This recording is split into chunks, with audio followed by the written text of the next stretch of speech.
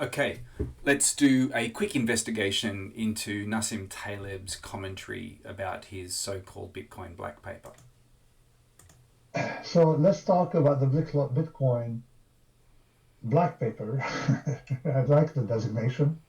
I didn't name it the Bitcoin black paper, but it's a nice counterpart to the Bitcoin white paper.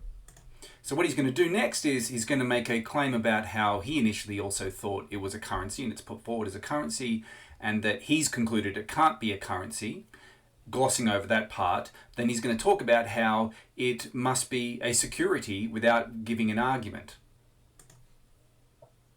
Let's talk first about elementary security pricing, because we made a case in the paper that Bitcoin is not a currency. It didn't prove to be a currency. This may turn out to be a currency.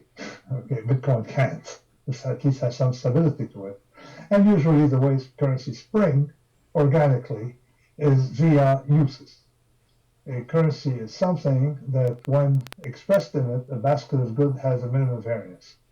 Like the gettone in Italy was used as a currency. Well, anyway, this is in a paper. I'm here to talk about elementary security pricing and why we have a special situation with Bitcoin that unless you think that you have some magic way to work with numbers, it must be worth zero. So the logical structure here is Bitcoin. We thought it was a currency. It's not a currency, but so therefore it must be security. And then I'm going to use some mathematics to show you that it must be worth zero. And so the invalid logical point is there's nothing saying there are other things that have value that aren't currencies or securities.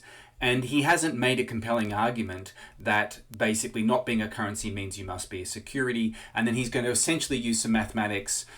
There'll be some mistakes, but there is errata for it, where he's basically going to say because it doesn't generate any cash flow, it has to be worth exactly zero. But it's a red herring because he has to first prove that it's a security if it's not a currency, and he doesn't do that, which is why the entire argument is invalid.